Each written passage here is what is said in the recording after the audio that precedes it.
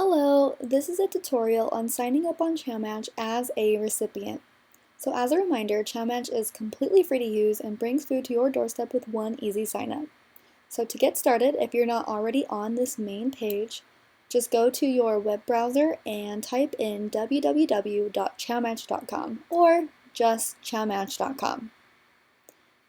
And then when you're here, on the upper right hand side, we're going to click on Sign Up. And that brings us to our first page.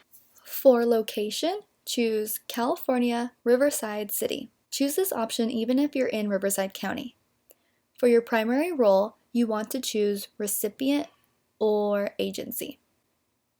Next, type your first name and last name. The next page is where the name of your organization will go. When you create a password, remember right here, the password must have at least one number, one lowercase, and one uppercase letter. And it must have 6 to 20 characters that are letters, numbers, or the underscore.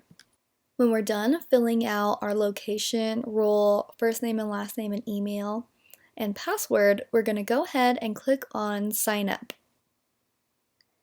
Then on this page, we are going to select Continue to Sign Up Form. After we click on this, it'll take us to our profile page.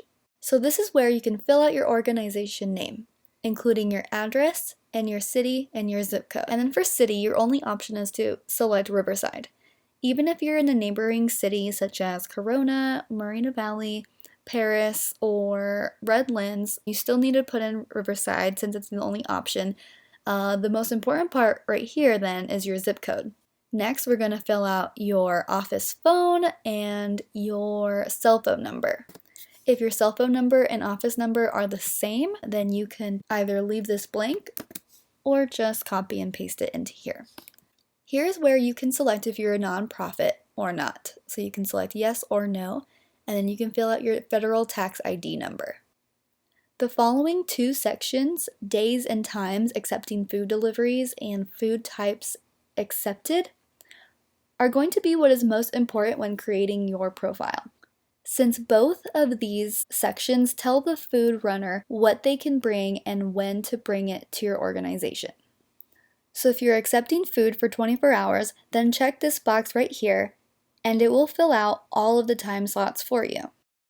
So let's say you're open every day from 9 to 5.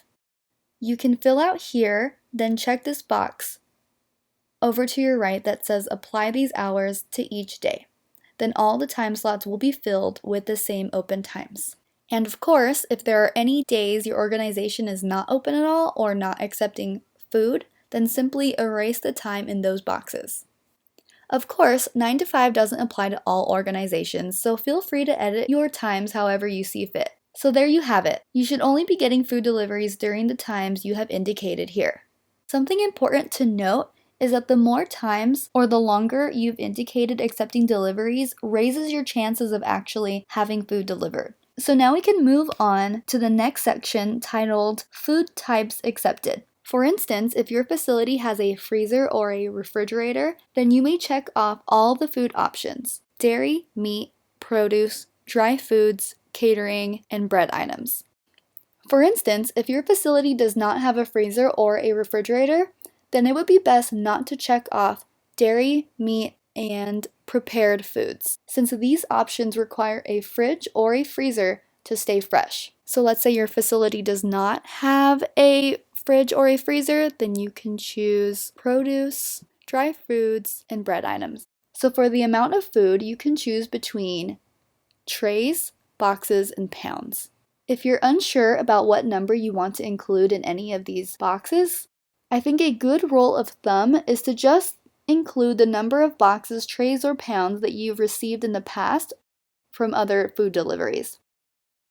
If this seems low to you or high to you, then feel free to adjust as you see fit.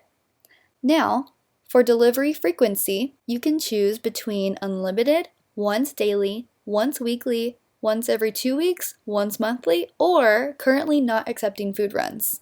For now, since we're just getting started with ChowMatch, you're not going to see a lot of deliveries at first. So I would say unlimited. Unlimited does not mean you're receiving food every day. Like I said before, it only raises your chance of food deliveries in general. If you are receiving too much food to handle, you can always log in and change these preferences at any time. Next, you can fill out the total number of adults and children you serve and help yearly. This is just a way for us to keep track of how many individuals your program positively impacts. Next, indicate if your facility has someone there that is able to leave the desk for a few minutes to help unload food. If not, that's totally alright. All our food runners should be more than capable to unload the food themselves. Last but not least, this section is where you can provide detailed general instructions for our food runners for when they are delivering food. Let them know if it's okay to park on the driveway or if they need to go around back, if there is a doorbell that they need to ring, or a phone number they need to call for someone to come out of the building. Any special directions go here that would make it easier for someone dropping off food.